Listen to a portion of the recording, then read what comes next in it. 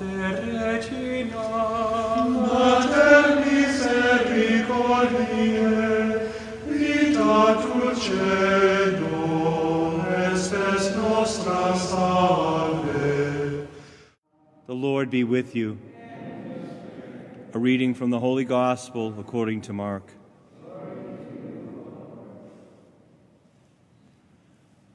A leper came to him and kneeling down begged him and said, "If you wish, you can make me clean." Moved with pity, he stretched out his hand, touched the leper, and said to him, "I do will it. Be made clean." The leprosy left him immediately, and he was made clean. Then, warning him sternly, he dismissed him at once. Then he said to him, "See that you tell no one anything, but go, show yourself to the priest, and offer your cleansing what Moses prescribed. That will be proof for them." The man went away and began to publicize the whole matter. He spread the report abroad so that it was impossible for Jesus to enter a town openly. He remained outside in deserted places, and people kept coming to him from everywhere. The Gospel of the Lord.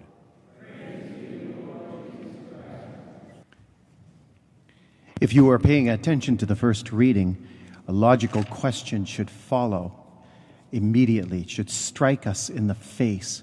Why the heck did the Israelites lose a battle while they were carrying the Ark of the Covenant? How does that happen? Well, a little background information can help us. The two guys carrying the ark were like the priests of the day at the time. And if you look at the Old Testament, whenever the priests and the religious leaders are being negligent, when they're involved in sin, the people are right behind them in sin. The priests are not cultivating a spirituality and holiness, and therefore the people's spirituality and holiness begin to dissipate. And following that, sin becomes more and more present and seemingly okay. And so this is the atmosphere that's being cultivated in Israel because Eli's two sons are in charge of the ark and prominent in the temple.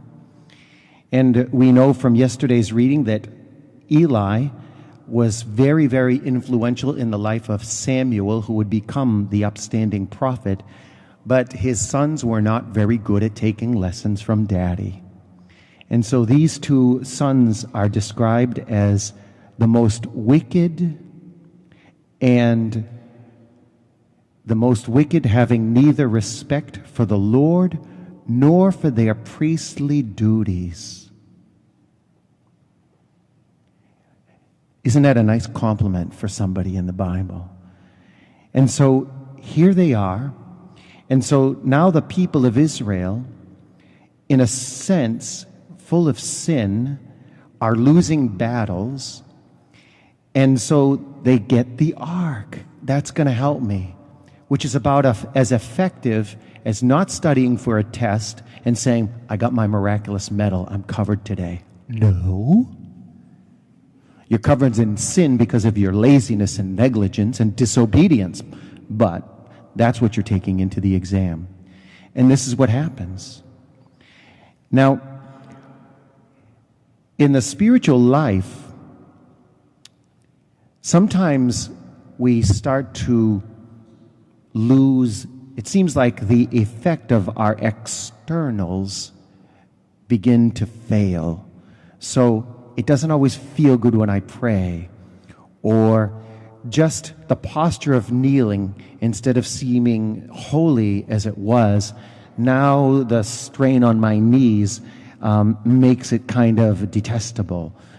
And Catholic teaching, although it seems noteworthy, seems more impractical. And all these things that are there to help form me into holiness are losing their effect.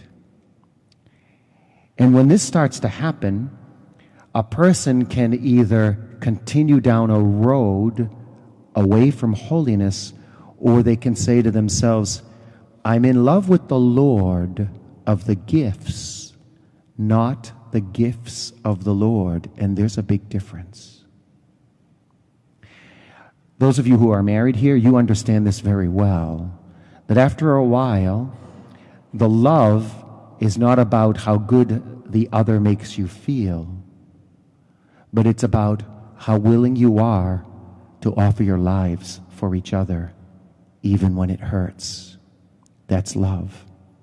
One could say the true love is marked by the fidelity when there is no ecstasy, or the real love is worked out in the fidelity that is between ecstasies. Between the two peaks of ecstasy, there is the valley of decision and the place where the labor of love is worked out.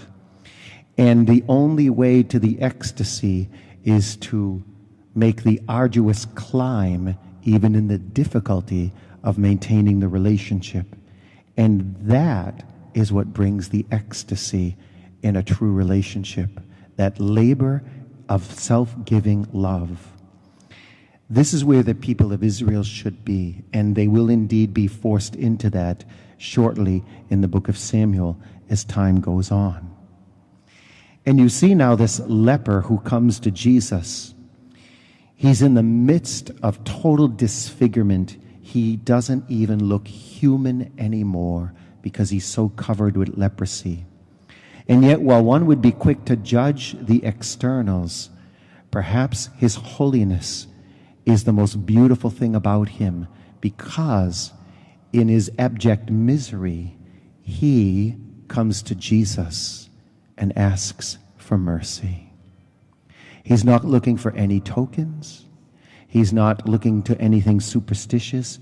He simply goes to Jesus, and we're told the leper came to Jesus, kneeling down, begging him, and said, if you wish. Now this prayer is quite profound. If you wish. So he's asking, even with the possibility that he might not say yes, but I'm going to trust him and come to him just the same. He might not say yes to my prayer, but I am going to trust him and go to him just the same. He said, if you wish, you can make me clean. And so, moved with pity, he stretched out his hand and touched the leper and said, I do will it. Be made clean.